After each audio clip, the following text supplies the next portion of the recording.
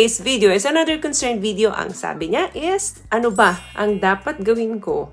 Kasi madali lang akong labasan. In this video, 4 uli ang pag-uusapan nating ways para maprolong or mapatagal ninyo bago kayo labasan. So, na-experience mo ba yung natapos ka kaagad during talik, hindi ka pa nga ready makatapos, nag-start pa nga lang na mag-enjoy ka. Bad trip nga naman yun. However, kung hindi minsan or palagi na itong nangyayari sa inyo na mabilis kayong nakakatapos kesa sa inaasahan ninyo, it might be a sign of something bigger. Baka mas may problemang paparating na kailangan maagapan. Ang premature ejaculation po, tulad ng concern ninyo, sir, ito po ay yung maagang pag-ejaculate o yung mabilisan na lalabasan ka during pagtatali. Kapag nangyayari ito madalas sa inyo, bumababa yung self-confidence ninyo na makipagtalik doon sa partner ninyo. Kasi hindi na nga ninyo ma-enjoy fully yung pakikipagtalik sa partner ninyo,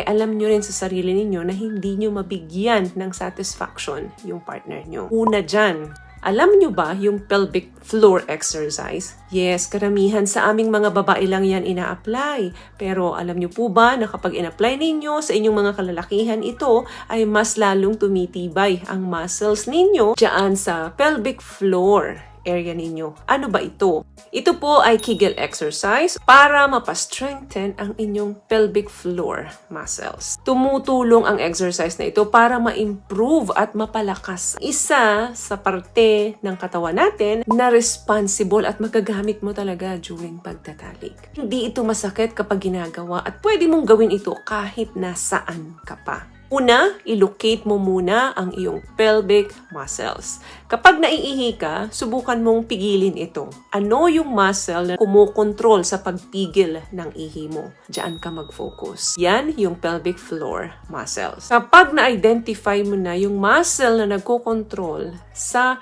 contraction ng pag-ihi mo. For example, standing position, pwede mong gawin yan. Sitting down, laying down, or walking.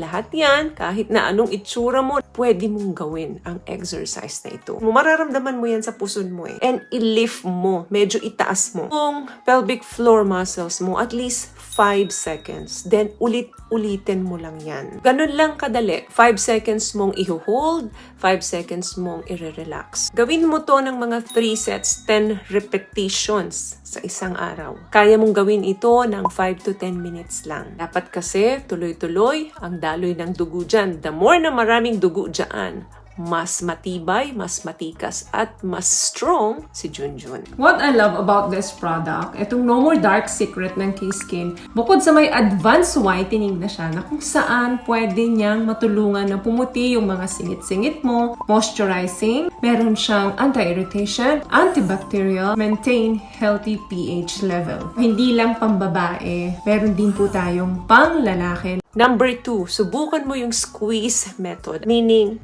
pisilin mo yung ari mo. Bakit mo siya pipisilin? Pipisilin mo ito para ma-stop yung urge kasi nga magka-climax ka na or makakatapos ka na kasi very stimulated na yung iyong ari. Kaya anytime, very very soon, sasabog ka na. Pwedeng ikaw ang gumawa nito na i-squeeze or pisilin yung ari mo or pwede rin naman yung partner mo. Dahan-dahan ang press ng inyong ulo ni Junjun, ha? Kasi pagkat press nyo yan ng hindi dahan-dahan, possible na hindi makatulong at mas mabilis ka pang labasan. Pababa yung ulo. Sa pamamagitan nito, mababawasan yung sensitivity na mag-climax ka. Once na nawala na yung pinaka-desire o yung pinaka-sensitive na nararamdaman mo dyan kay Manoy, then pwede mo na uling-ulitin na ipasok yan kay Mrs. Ulit-ulitin mo lang yung cycle na yan kahit ilang beses mong gawin hanggang sa masatisfied ka at masatisfy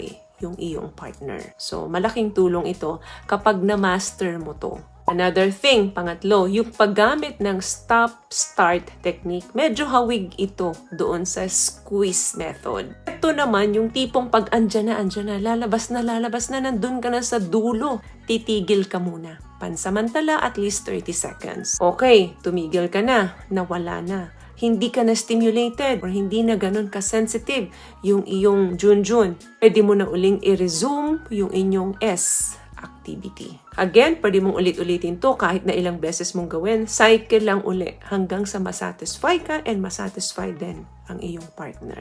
Pang-apat, ito yung panghuli. Ito, simple lang. Gumamit ka ng condom na mas makapal. Bakit? Kasi kapag may plastic yan, of course, nakabalot, syempre, mababawasan yung pagka-sensitivity ng iyong ari. Pag nababawasan yung sensitivity, of course, madidelay yung pag-ejaculate or yung paglabas. May mga condom din po na parang nakakamanhid once na inilagay mo yan. May mga Durex, Lifestyle, o Trojan. Yan yung mga condom na madalas na nakikita nyo over the counter. Sa 7-Eleven, marami yan. Kasi kung walang condom, of course, direkta doon sa pinakaskin ng ari ninyo. Kaya mas mabilis talaga kayong makakatapos. Pero kung may cover ito, parang nakasandwich yung condom between your penis and doon sa ari naman ng babae. And of course, wag din syempreng kalimutan ang healthy lifestyle. Ang pagkain ng tama, ang iwas bisyo, iwas puyat,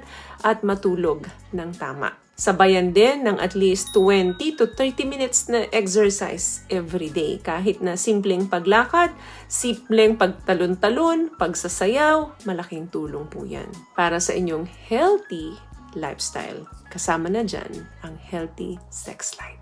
So, may nakuha ka bang tips sa mga napag-usapan natin? Kung nagustuhan niyo po ang ating video, please give it a thumbs up, comment down below, and also share this video na rin po sa mga kaibigan na sa tingin yung matutulungan ng video natin. Once again, palagi po kayong mag-iingat at palagi po kayong manalangin.